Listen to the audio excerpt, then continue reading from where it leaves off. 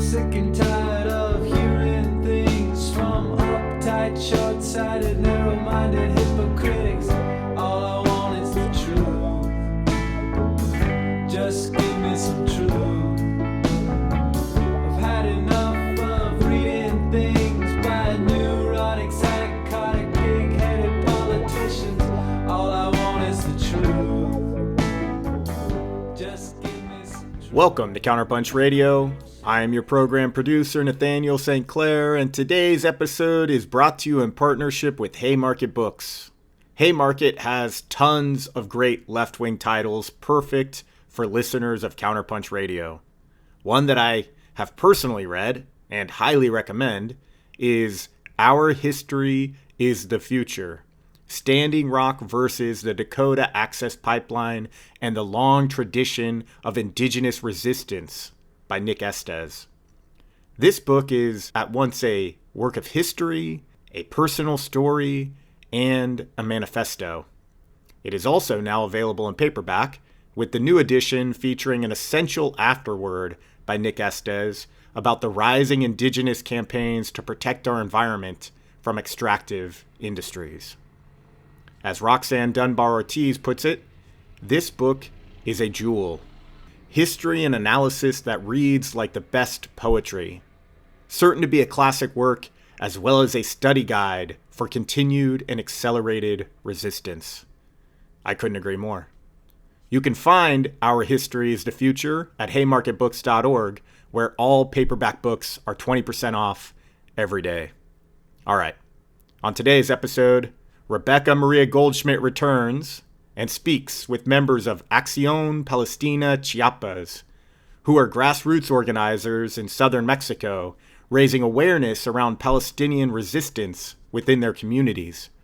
They discuss the vínculos, the connections between local indigenous struggles against displacement, forced migration, narco-violence, and the Palestinian liberation struggle. This episode is dedicated to Padre Marcelo, who dedicated his life and work to the indigenous peoples and farm workers of Chiapas and advocated for Palestinian liberation in the months before his assassination in October 2024. Well, let's just get right to it. Here is Rebecca Maria Goldschmidt in conversation with members of Acción Palestina Chiapas.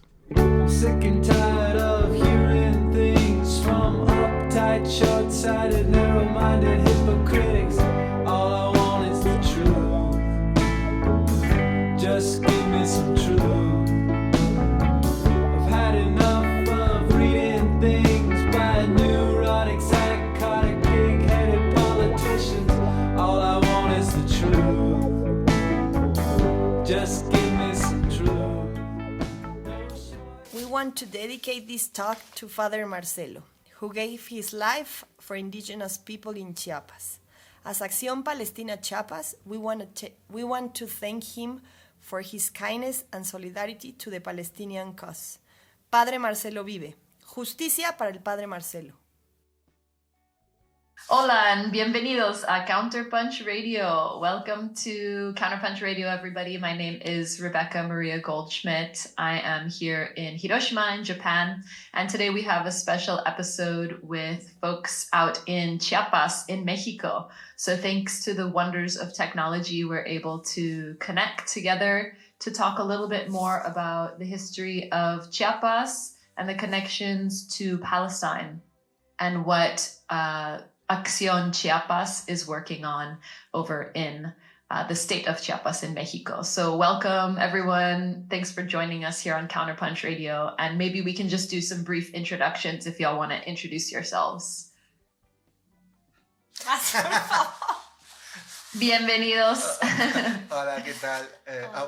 Hi, I'm Kui. I live here in Chiapas. I lived here for about 28 years. And work with different groups and organizations that work with the communities.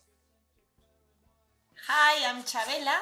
I live here in San Cristobal de las Casas, Chiapas too, and I have been living here around 14 years ago, also working with some organizations and communities.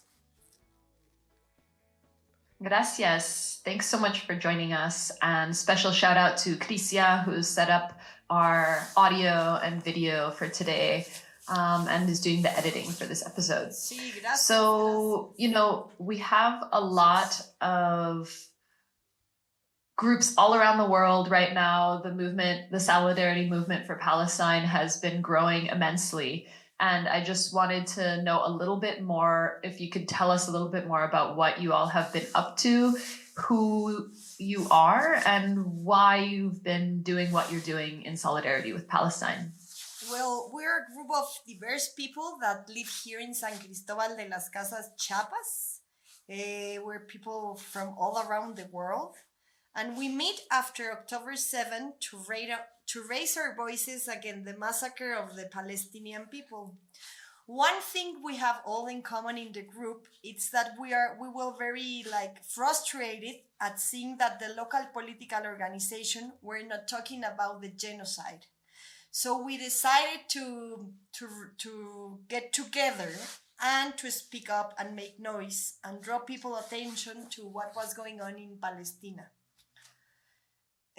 We wanted to, because we are people that have the technology to know what's going on, we wanted to take the information to look at people that don't have the technology or the medios to get informed. So we wanted to spread the world here in Chiapas what was going on with the Palestinian people. Gracias. And maybe you could tell us a little bit about what are some of the actions that you've been doing, how you've been organizing, and just how maybe the community has been reacting to some of the work that you guys have been doing. Because I know you've been really active and really consistent with your actions since last year. Okay, so we've done primarily 3 different kinds of actions, like informative talks, performative activities to raise people's awareness, and for fundraising actions. We try to get information to the people and at the same time educate ourselves, looking for people that know more than us. For instance, one of the actions we did, the talks was with a doctor, a Mexican doctor that was in Gaza, right after the beginning of the war, and he was operating there for about 6 weeks, and we had the luck to meet him during one of the actions, and he offered himself to talk about his experience. That's Dr. Aldo Rodriguez. And he was very good explaining us what the situation in the hospitals is or was like a year ago, and that was one of the talks we had. Another one is this historian and practicing Jew, Ana Vázquez Carpizo. She lives here in the city. She explained us a lot of the historical background of the difference between Judaism, Hebrew, Jewish, and explaining anti-Semitism, Zionism, and to understand what is and the history of the foundation of the Israeli state and the conflict between Palestine and Israel. So that was very, very good for us to understand better the conflict and to share it with people. And I think it's important that we share it in our own language. It's not a very difficult language. We want to get the information just as the people talk, like to be closed and easy information so people can be informed of what is going on, and it's easy to understand for them. Another talk we had is with another comrade from the collective, Lim. He talked about the similitudes between the British colonialism in Ireland and British colonialism in Palestine, and many of these strategies that were used in Ireland that were used in Palestine too.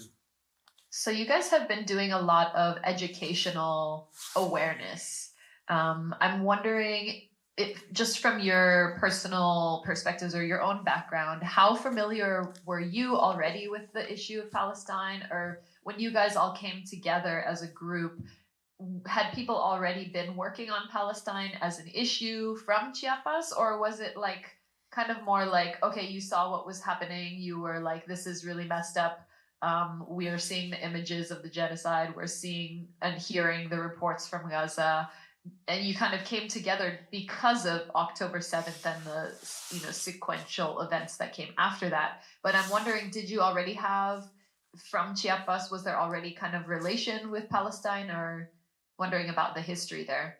I think we had a relationship. Like, I remember many years ago, we did some specific actions for Palestinian, but it was just like one moment. We didn't get through the line and just became a group, an active group that see us weekly. So I feel that this time we're just getting to know more.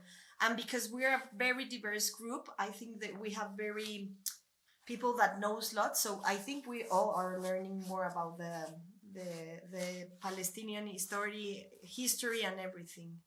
I think it has been a year, so we have been knowing much more. But I think for many years before, there's a relationship, and I remember some actions, specific actions we did many years ago for Palestinian people. Yeah, and Palestine has always been some very important and historical example of resistance, and as an indigenous people. At the beginning of the war, we got together as a group, and we realized that we needed to study about especially history,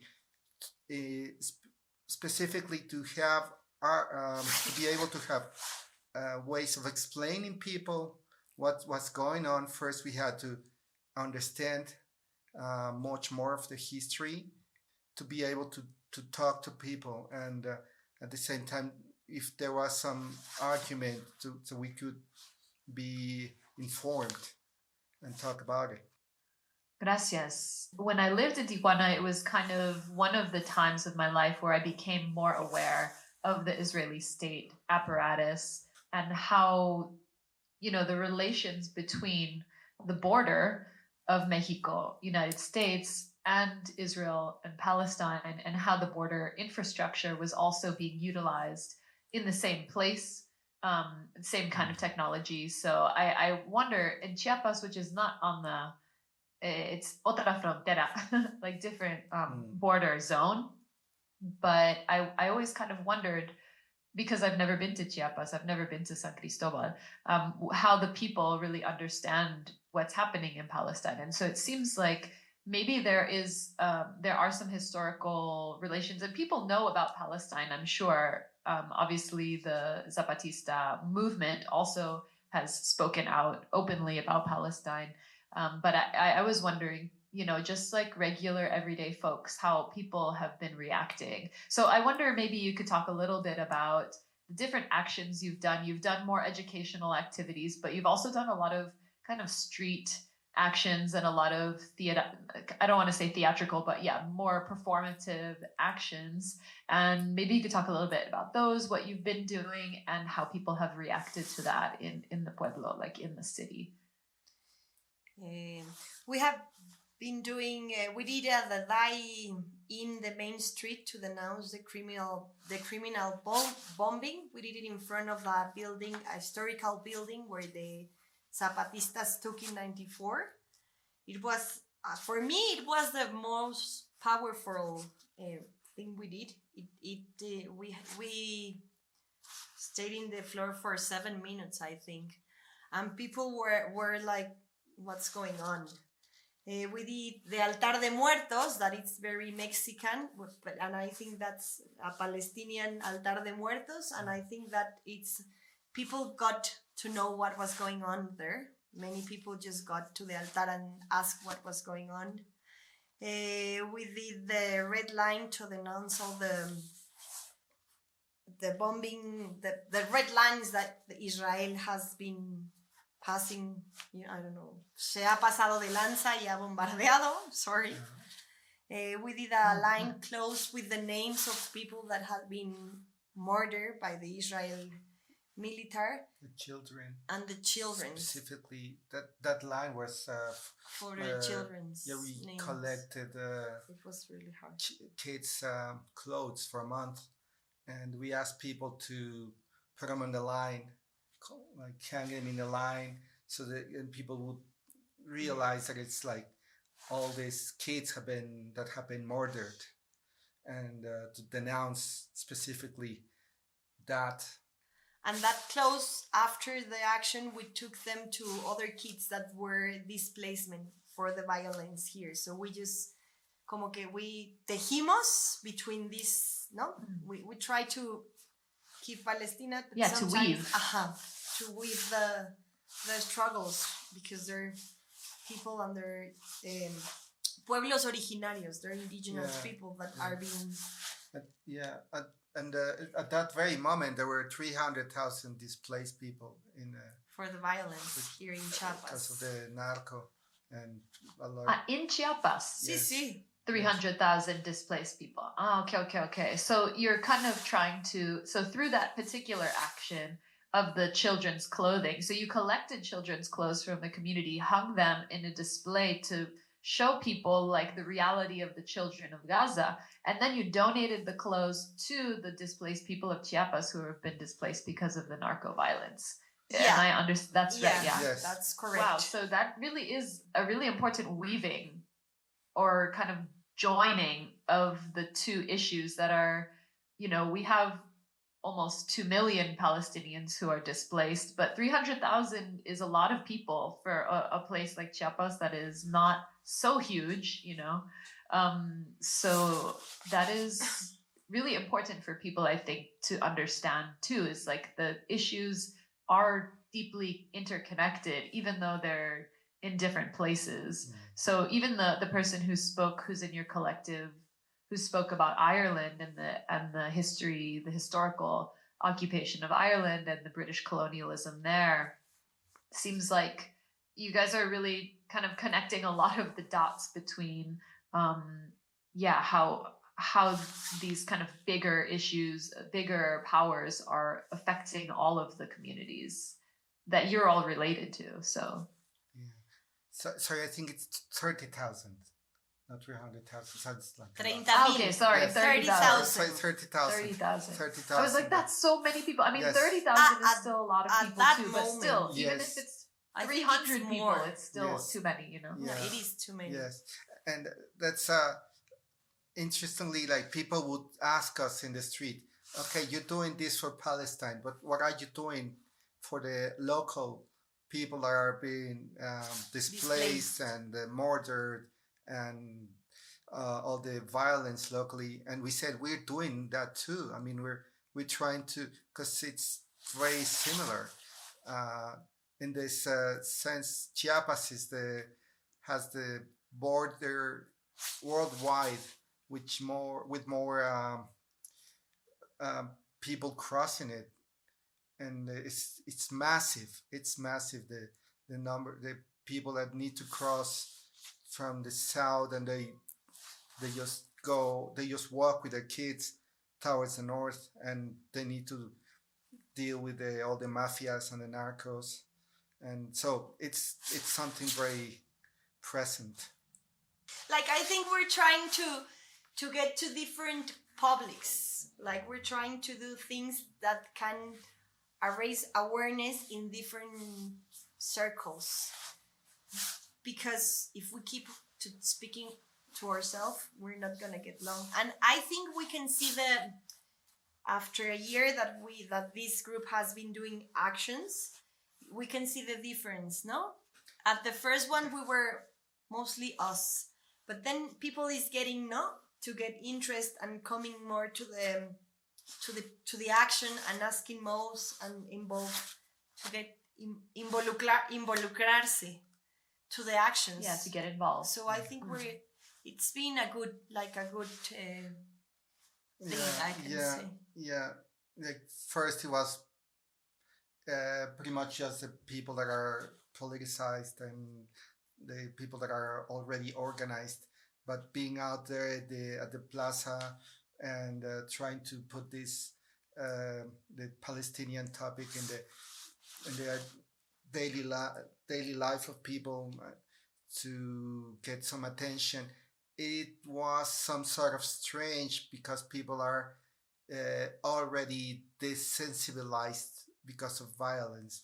Here. There's too much violence here, and people kind of just turn their eyes to away, and they have a lot of doubts about the if what are we doing, because the mass media portrays the Palestinians as terrorists, and so people have doubts about it.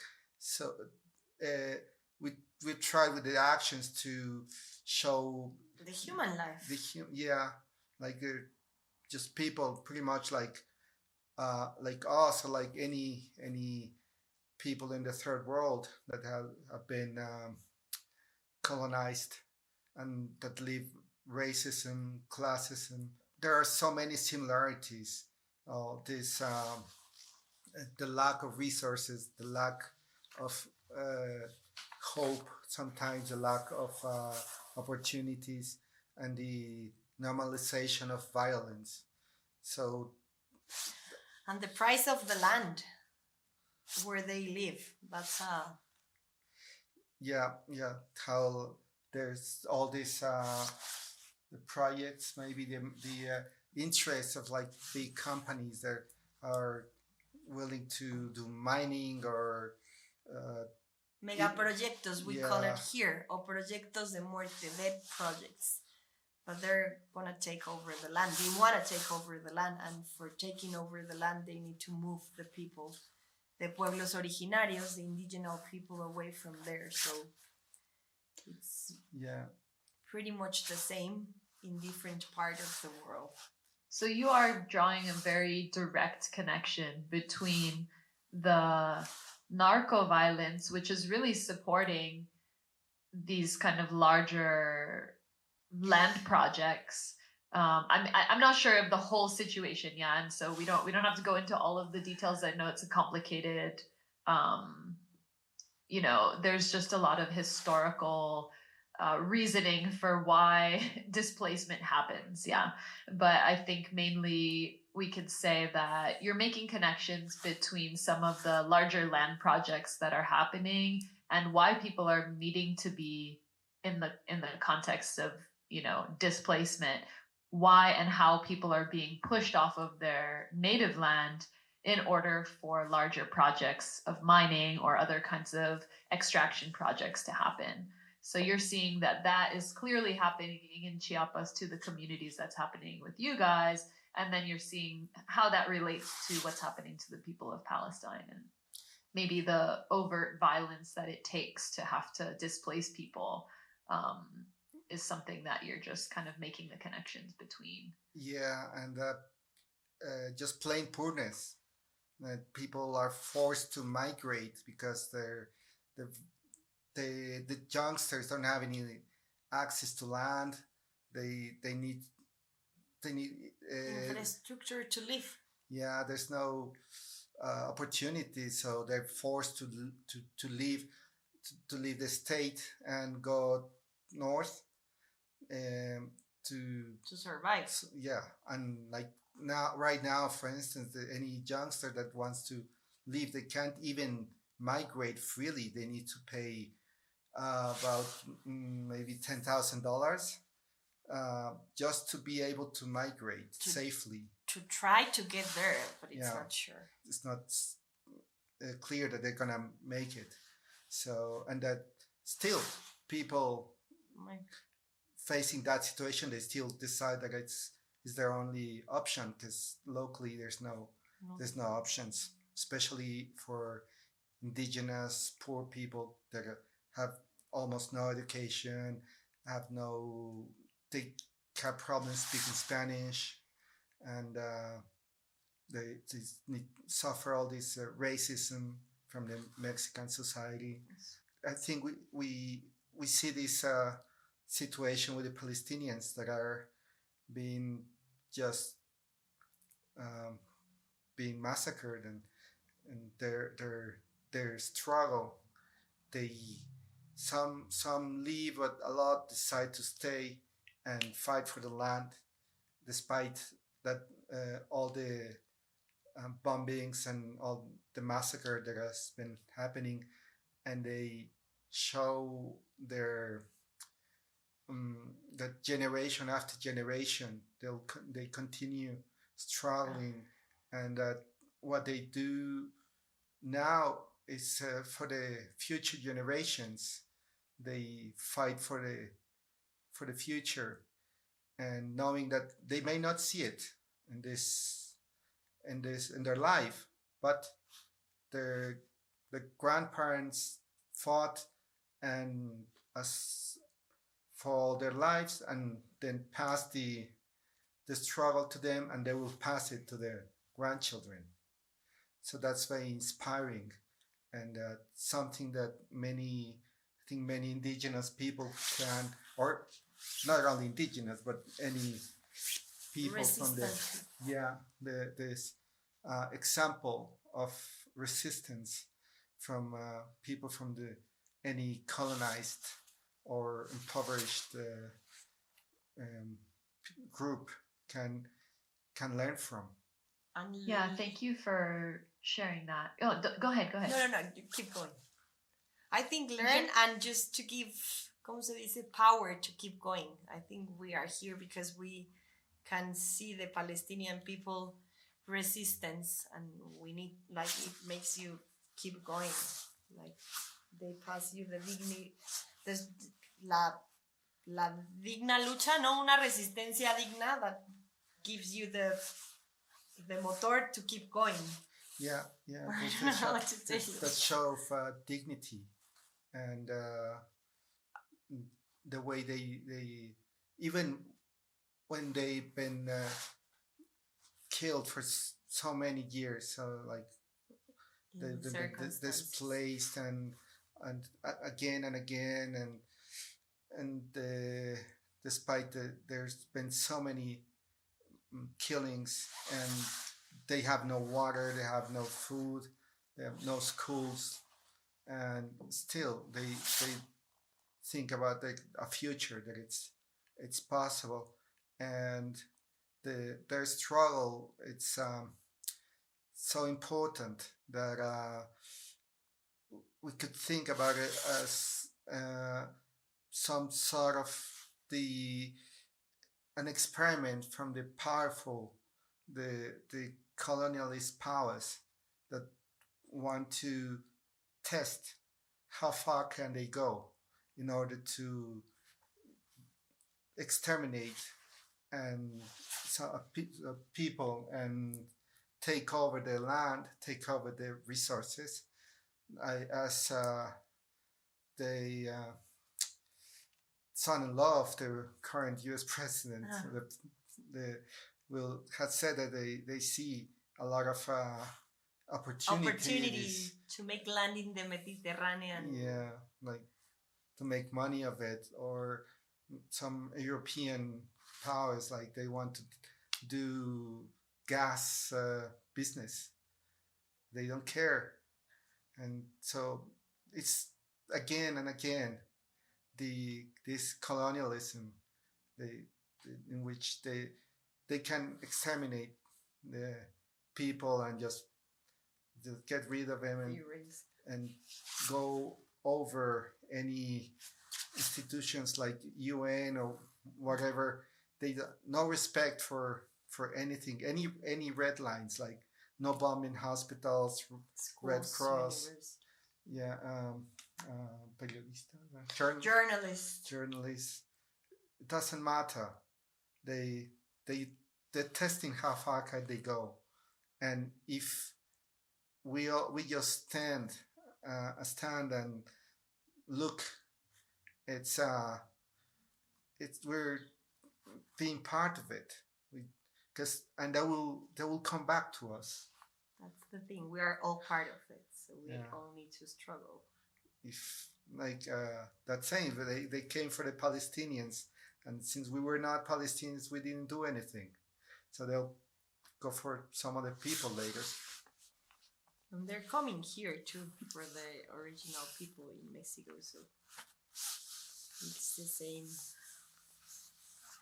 It's the same. Sorry. Yeah.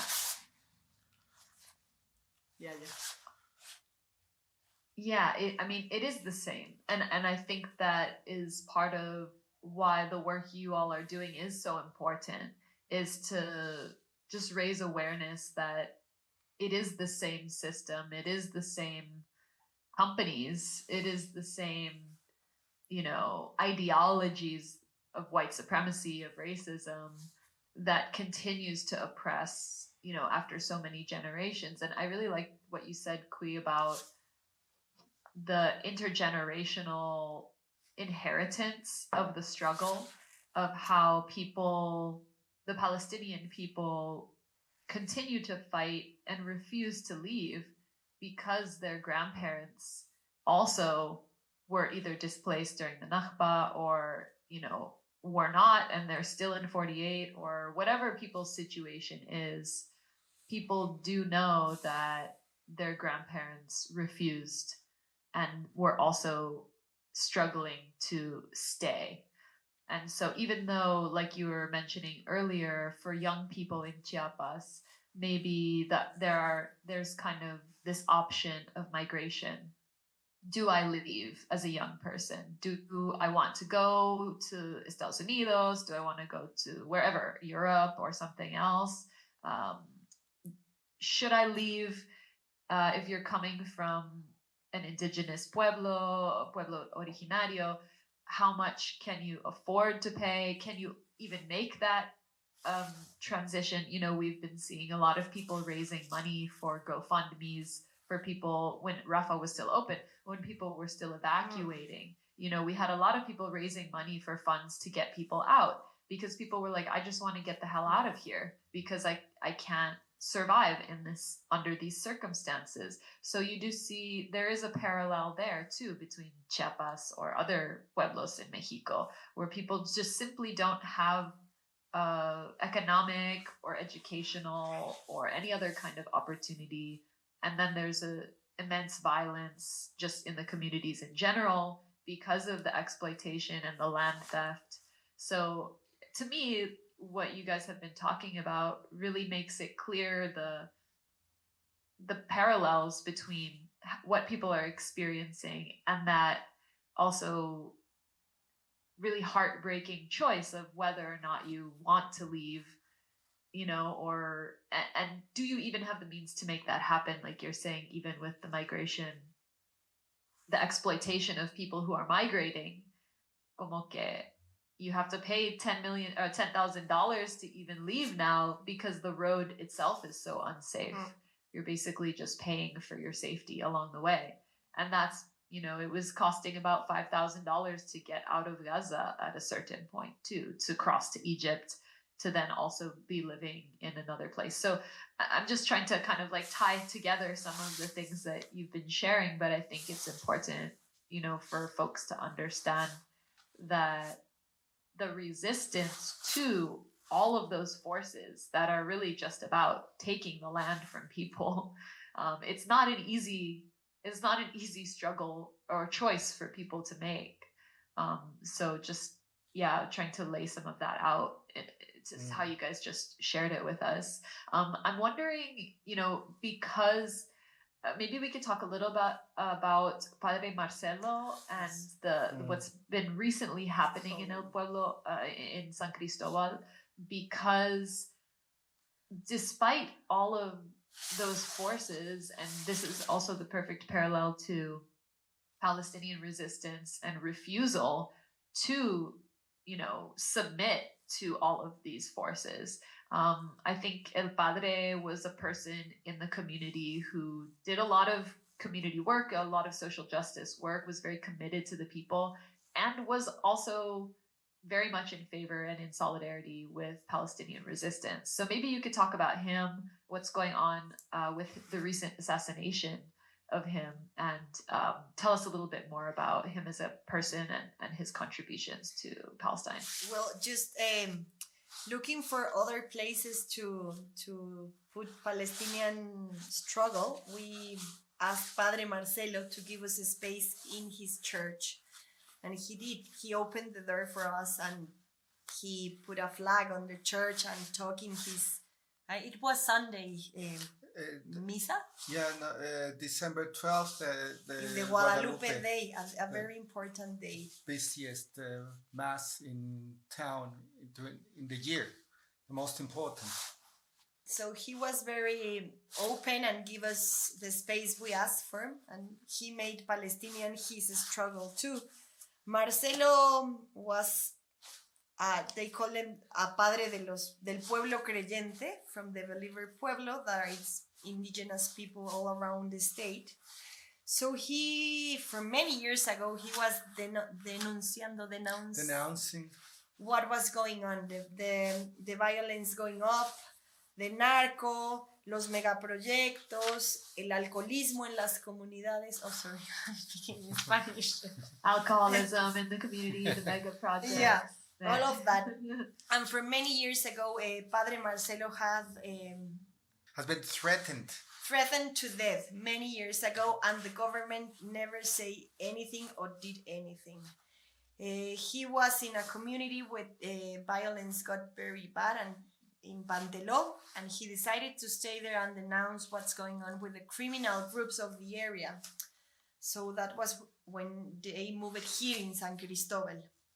4 times we asked him for solidarity or space, and he was very, very kind. And he said it's very important that we talk to the people in the church, just like the normal people from San Cristobal, and do this link between the poor people and the people in Palestine. And he talked about it in the mass, and he said he mentioned these similarities of violence. We need to stop violence because it's a monster that will just destroy us all.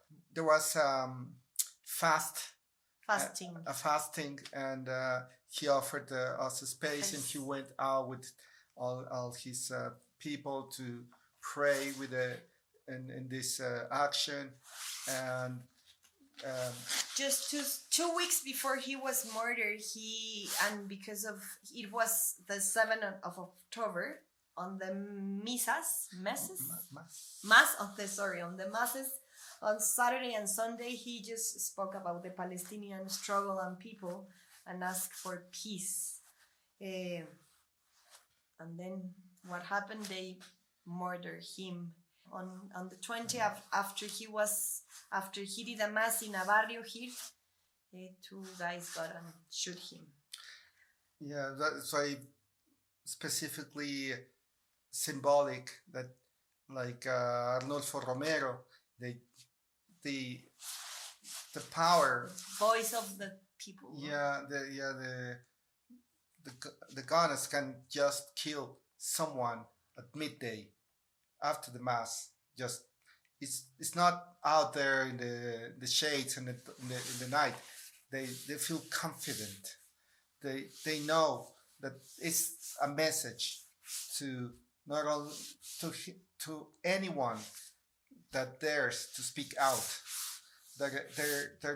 They feel powerful, and in this, like last week, there was this report that in the last 6 years, the government in this administration, there were 250 something people, human rights defenders were killed. Most of them in the first state is Oaxaca, then Guerrero, and Chiapas is the third one.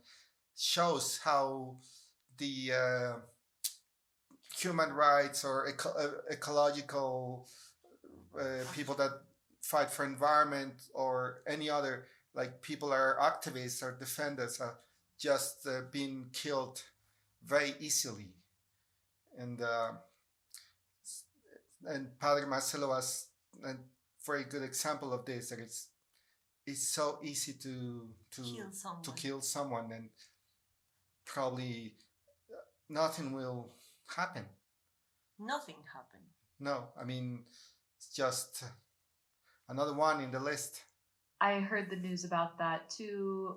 Actually read about it. Crisia told me, but I also read about it on Democracy Now! I mean, Padre Marcelo was one of these figures, church figures, who really fought for justice and dignity for the people of Mexico, the people of Chiapas, and especially indigenous people. So it is really disturbing. It's like not surprising, unfortunately, like in the context of a lot of what we're seeing. And I think, you know, Israel and the actions that it has taken, like we were saying, you know, what are the red lines here? Are we going to allow people who defend human rights to continue to speak their word, who's also, you know, a man of God, for lack of a better description of who he is? He's a church leader. And we know how powerful the leadership of the churches can be. And then also someone who's specifically a church leader for human rights. They have a very particular position in the community and have done so much work for the community that to basically just kill him in front of a church, you know, in broad daylight, like you're saying, it's very scary. And the way that Israel is conducting itself as well, bombing the hospitals, bombing the significant churches of Christian history in Palestine. I don't know if you even got to that point in the discussion with him. I'm sure he's very aware of the history of Christianity in Palestine, you know, being, you know, Jesus was Palestinian. So it's really important to know that he used that day, El Día de la Virgen, to preach the word of the Palestinian resistance and the Palestinian struggle. I think that is an important message for everyone. And we know that, of course, there are a lot of Palestinian activists who are related to the church. There are a lot of, I'm Filipino, there's a lot of Filipino church activists as well that were also, you know, whose lives are also consistently threatened because they speak up for people and the dignity of people. So yeah, I'm sorry, really sorry to hear that. And I'm sending, I don't know, in English we say we send our condolences. Like I felt that, that assassination from here in Japan. So I'm sending my thoughts to your guys' community, and that just the fact that he was open to the flag on in the church, you know, to receiving your request. And I think that's also another, you know, something that sometimes leftist communities don't want to get involved with religious communities. You know, there's like that tension there sometimes because of the history of the church and a lot of different things with religious issues. But it's also kind of important for us as activists to reach out, to make those connections, and to ask, just to ask, is it possible for us to speak to your community? Is it possible to share some of what's happening in Palestine with your community? And he was open to that. And I think that's an important learning from how you guys did that. Like, you asked 4 times, can we do this? Can we do this? Can we do this? And he said yes every time. And so it's just shows the power of that kind of relationship and how much of a threat that really is to, you know, the bigger systems that want to silence that kind of messaging. In this sense, we can see how like the powerful will just cross any red lines they have to cross to get whatever they need, and we can expect that they won't stop. And in the other hand, we need to look for union in this sense, like leave some differences behind and aside and try to look for what's important in what do we share in the struggle, in the quest for a better world. And that's the most important thing, and we should leave aside those differences that are many times are very based on just preconceptions, or we need to realize the world right now. It's very, very hard, very complicated, and we need to work for union, to work together, and to give each other some space and some rest, and to accept each other and work together instead of like dividing, and many legal struggles that are useful for the powerful. If they confront each other, all of us separated, they will defeat us, and we can maybe learn from what's happening now. We need to get together. We're in the same trip. And I think this group is that. We are many people, different people with different positions, but we're all together here. So I think this is the reflection of this. And looking to Marcelo to go to speak to other people was trying to be more and more and more people. To break the cerco mediático, the media fence. We need to break that and give the information to the people, because mass media is not going to give it to them. Yeah, some of the actions have been, we try to have the wide spectrum of actions, like for instance, show movies downtown for a wide audience, do things with youngsters, like hip hop. We showed this movie, this flick, slingshot hip hop, and the kids really loved it. They felt close to some other kids in Palestine. They saw themselves, how they're so similar. Offer the young people, the youngsters, some way of expressing themselves, of something that is not all these stereotypical images of powerful, rich, white, handsome, this and that future, which is impossible, and they can forge themselves a future in the communities, and through their local experiences, and from what they are, from the hood, from like for instance, they sing in tzotzil, and we can talk about like our problematic here, and they could see the Palestinian hip hop groups learning from some Black Panthers, from the groups in the US, and passing this possibility of reinventing their tools and their ways of fight. Let's keep embroidering, tejiendo, like hip hop from Palestina, hip hop here from local young people in Chiapas, and they just give them a strength, to see the other guys over there here.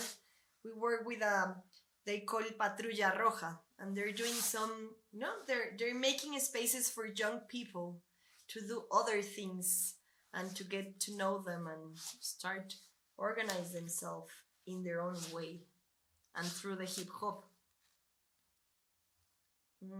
Music really. We watched Slingshot Hip Hop here in Japan. It's one of the few films that's Palestinian films that has Japanese subtitles.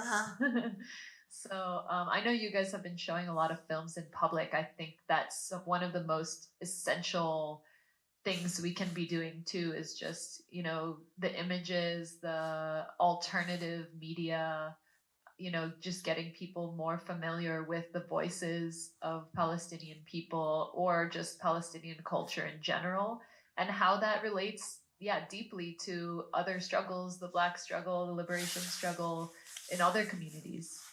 I think hip hop and music culture in general is probably the most effective tool that we have to connect across borders. And even if we don't speak the same languages, you know, we can still kind of have a concept of what people are feeling just through the vibe, you know. And I know that everyone's like, yeah, music, it's the thing that unites everybody, but it really is. I mean, especially with something like hip hop culture, it's kind of impossible to ignore how potent it really is. I'm wondering too, if you guys want to talk a little bit about just in terms of connecting to other groups and other solidarity links that you have between communities. Where else have you been connecting with? And of course, this is part of, you know, we're in a global network of communities. And that's, for me, something that's been so amazing about, unfortunately, this last year of horrendous and relentless genocide. You know, all of this awful death and destruction that we've seen has allowed a whole other community of people to bloom and blossom and connect to each other and to learn more from Palestine and to be in community with Palestinian people in ways that have never happened before. So maybe you could talk a little bit about a little more about how you guys have been connecting outside of Chiapas. Yeah, we were talking about the fasting that we did in Marcelo's church, and we did the same, like the same day, a group of Montana did the fasting too. So we connect over there during the fasting. Last Saturday, we were part of the Film Lab PAL. It's a collective from Lebanon, and we passed the movie here. It was it happened in many towns of all around the world, and now we're part of a Mexican network that we're trying to get some signs. Like an initiative for signatures to ask formally the state of Mexico to break relationships with the state of Israel. So we're working with all of other collective here in Mexico to erase those signals and be heard like in the institutional way. We think it's a good to press the government to break relationships. We did the week of activities that BNS ask, and BDS National. And here in San Cristobal, we're trying to get more people involved. And one of the different things we have been doing, it's like a local woman collective of independent viewers came together and make a beer that it was made from watermelon to raise funds to send. So it was really nice. Like people from all different circles are just starting to put themselves under spaces to be part of this and to make the voice stronger, to ask for Palestinian people and for Palestinian struggle. So that was a good one and a different way. And you get to different people, like people that was just passing around and taking a beer. Well, you can buy your Palestinian beer. So you start to, we're trying to get to all of these different networks. Yeah, and we're part of this artist against genocide campaign, trying to keep the artist community active, that they position themselves against genocide, and that sometimes they have a much more access to people, and they could talk in concerts or on their forums about this. We've been trying to reach people that do poetry too, like doing poetry readings, and we've done raffles with Local artists. with local artists. We ask for local artists to donate their Pieces of art. and try to get people involved, and through anything we can think about, like art, music, movies,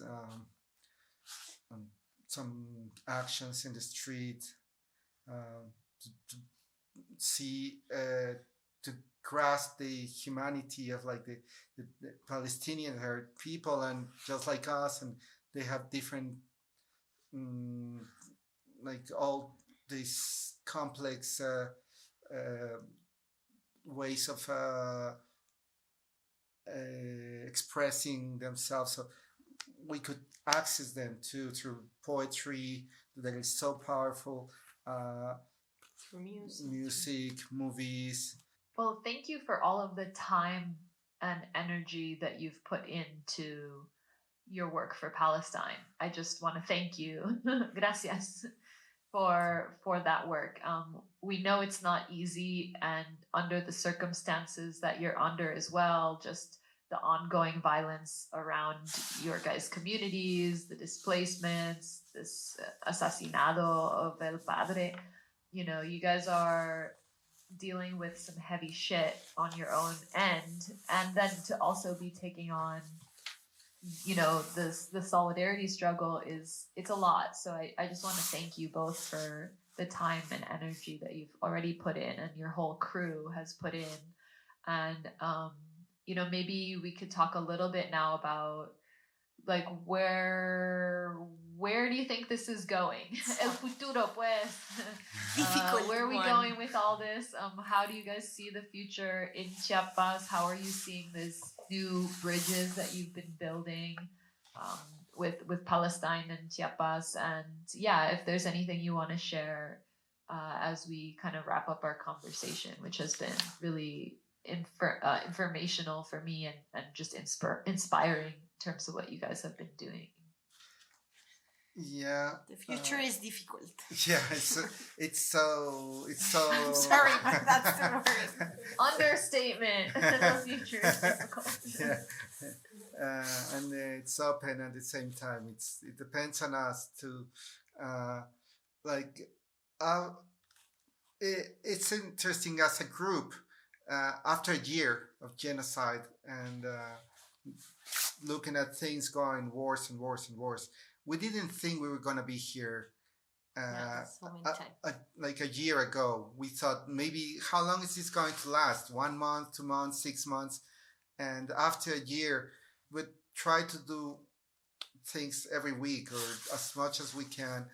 And it's both very exhaustive and it's very tiring. And at the same time,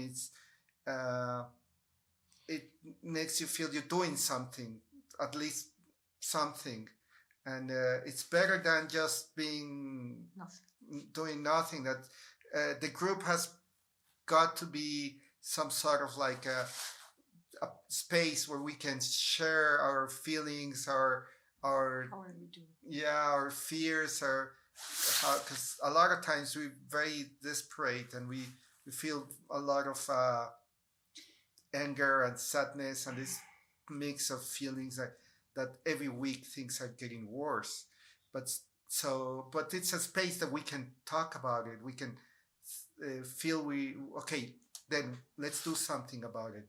It's not just stay at home or look the other side. So that's got to be an important space for us to. And I think our battery, like to look at the struggle of the Palestinian people, give us strong to keep going. Like we're not living nothing what is they're living. So it gives you the strength and the power to keep going. How the Palestinian people have been doing this for many, many years, generation after generation, give us the power to keep doing things. Yeah, and like as we get a lot of inspiration from the Palestinians, as someone said about the desperation. Like, have I gained the right to desperate? No, because we haven't tried. Maybe I can say I'm desperate because, or because I've tried all the possibilities of struggle, and being this infinite, we can always look for something to be done. So that give us Strength.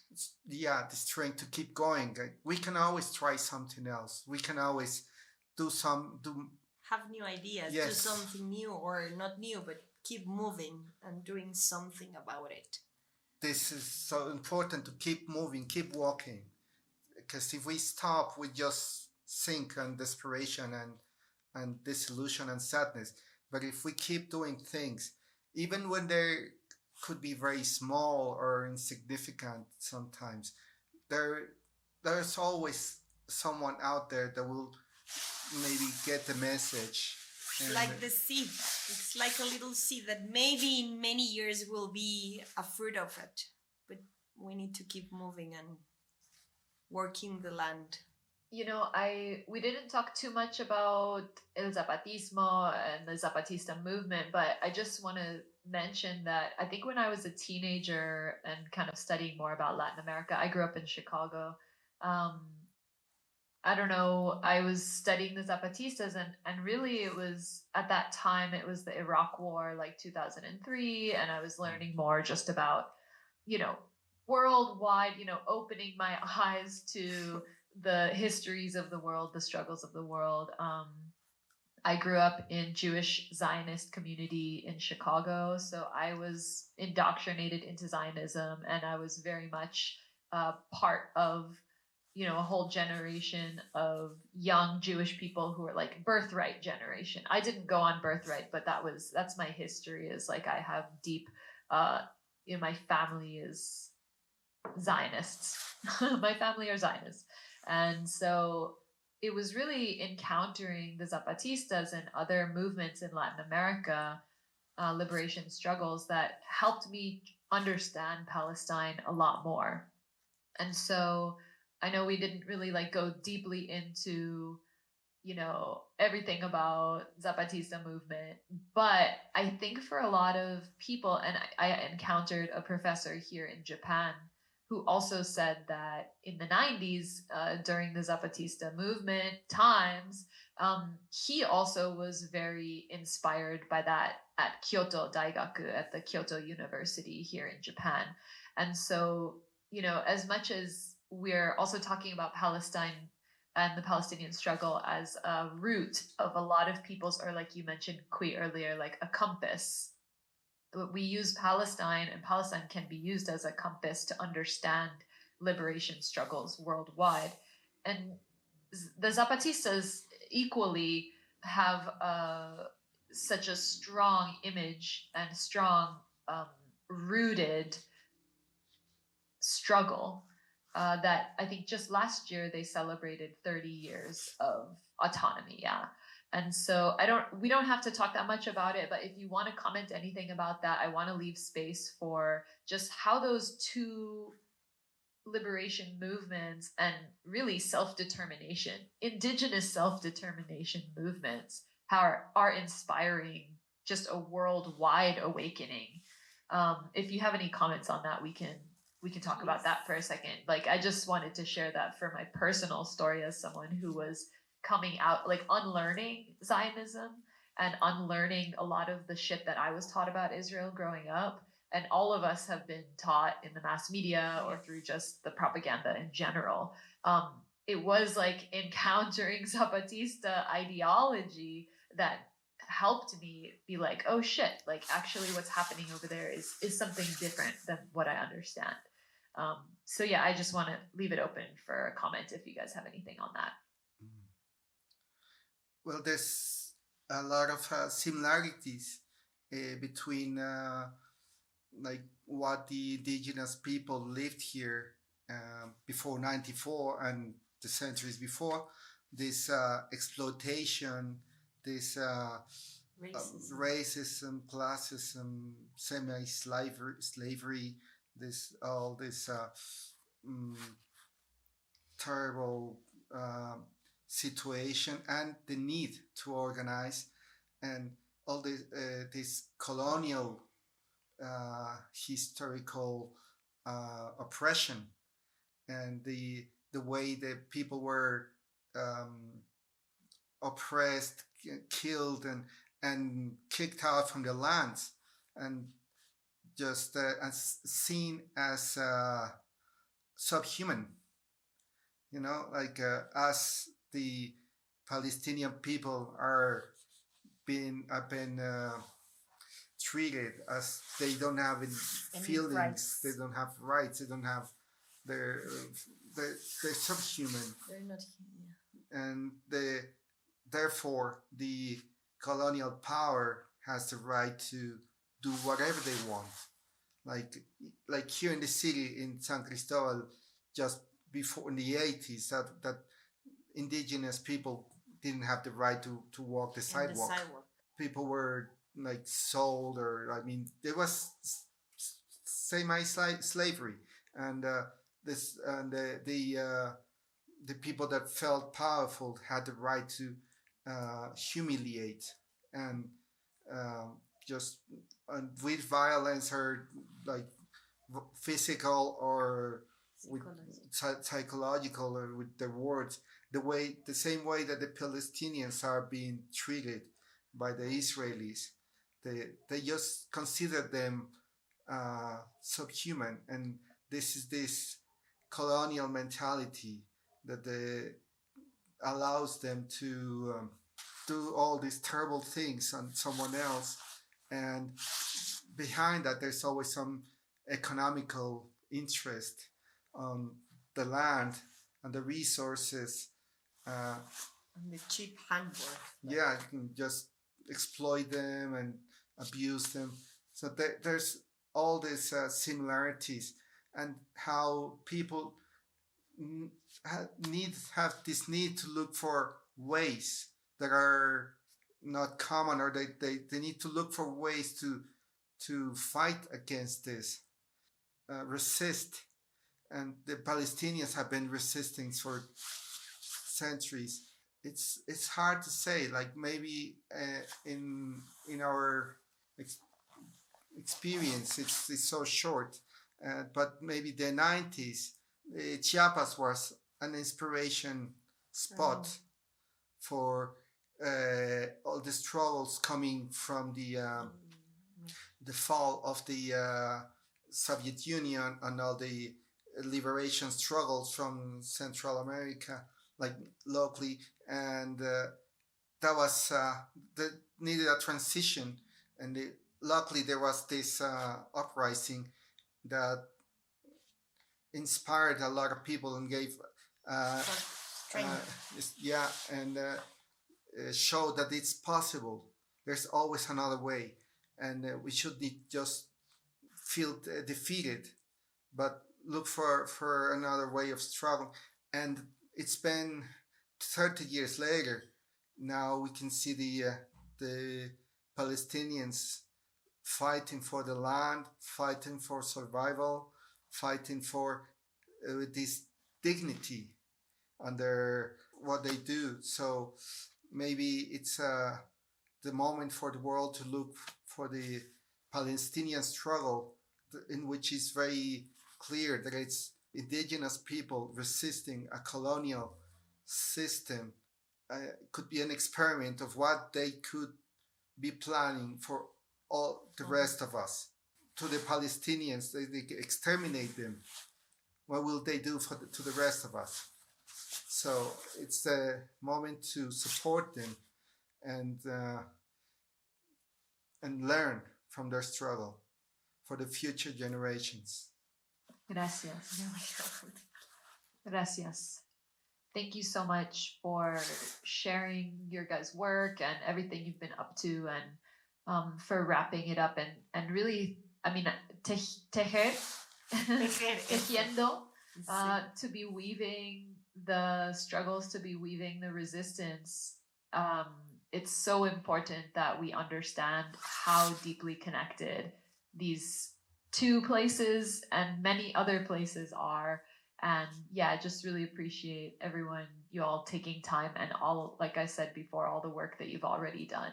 So looking forward to being in touch with you guys and seeing what else we can scheme together as this continues, unfortunately.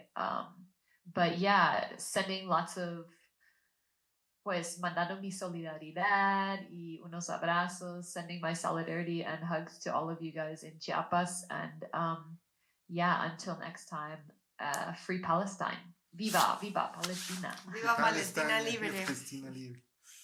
Gracias. Gracias.